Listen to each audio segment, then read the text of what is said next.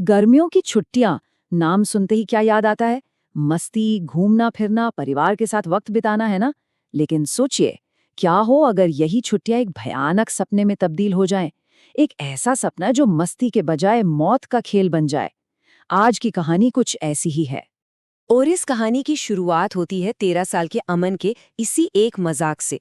एक ऐसा मजाक जिसे वो शायद ही कभी दोहराना चाहेगा, क्योंकि उसे जरा भी अंदाजा नहीं था कि उसकी ये बात कितनी जल्दी, कितनी भयानक हकीकत बनने वाली है। तो चलिए कहानी के पहले हिस्से में चलते हैं। एक ऐसी छुट्टी जिसका बेसब्री से इंतजार था। पर देखते हैं कि कैसे इस रोमांच से भरे सफर की शुरुआत में ही खतरे की घंटियां बजने लगी थीं। तो बात है साल 1998 की। जगह है शिमला की पहाड़ियां। और वहां एक छोटा सा बिल्कुल सुनसान गांव। मतलब इतना सुनसान कि वहां एक फार्म हाउस था और उसके आसपास मीलों तक कोई और घर नहीं था। बिल्कुल अकेला।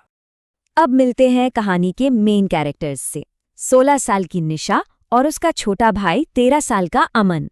और पता है, ये पहली बार था जब दोनों अपने मम्मी पापा के बिना कहीं घूमने जा रहे थे। और एक्साइटमेंट का लेवल तो पूछिए ही मत। आखिर पूरे 10 साल बाद जो अपने नाना नानी से मिलने जा रहे थे। अब आता है कहानी का दूसरा हिस्सा। अजीब संकेत और चेतावनियां।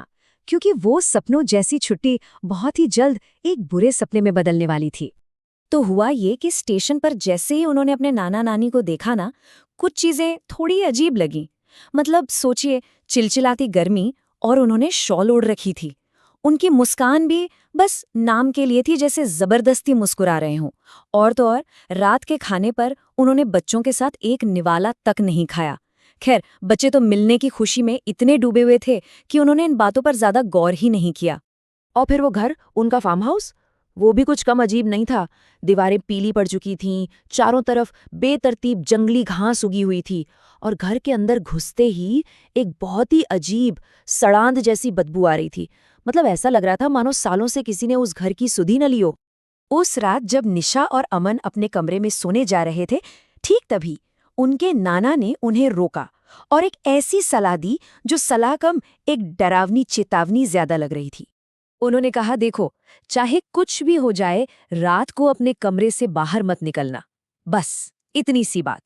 इस एक लाइन ने जैसे पूरे माहौल में एक अजीब सा डर घोल दिया। उन्होंने आगे कहा, रात में यहाँ जानवरों की आवाजें आती हैं, डरना मत, पर दरवाजा बंद रखना, बाहर बिल्कुल मत निकलना। और फिर आई वो रात। देर रात निशा की नींद एक अजीब सी आवाज से टूट गई। उसने देखा, दरवाजे के नीचे से एक बहुत बड़ी परछाई गुजर रही है। और फिर किसी के घुर्राने की आवाज आई। अब निशा ने हिम्मत जुटाई और जैसे ही दरवाजा खोला तो ठीक उसके पीछे उसकी नानी खड़ी थी।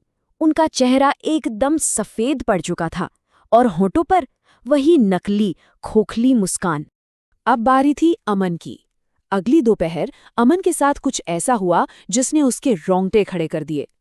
वो घर के बाहर बैठा अपना होमवर्क कर रहा था कि तभी उसे घर के अंदर से बच्चों के खेलने और हंसने की आवाजें आने लगीं। अजीब बात ये थी कि घर में उसके और निशा के सिवा कोई तीसरा था ही नहीं।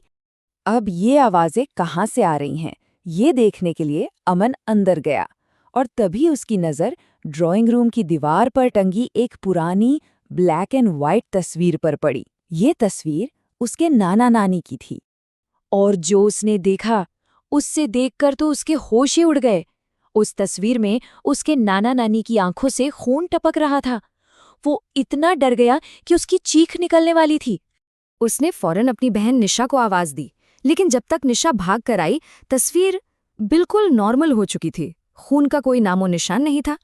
पर अब तक दोनों भाई बहन को ये तो यकीन हो चुका था कि इस घर में कुछ तो बहुत बहुत ज्यादा गड़बड़ है। तो अब कहानी पहुंचती है उस बंद कमरे तक। अब तक जो अजीब सी बदबू पूरे घर में फैली हुई थी ना, बच्चों का ध्यान उस पर गया और उन्हें ये एहसास हुआ कि वो बदबू कहीं और से नहीं बल्कि पहली मंजिल के एक बंद कमरे से आ रही थी। बस दोनों ने फैसला कर लिया कि अब जो भी हो, इस राज से पर्दा उठाकर रहेंगे।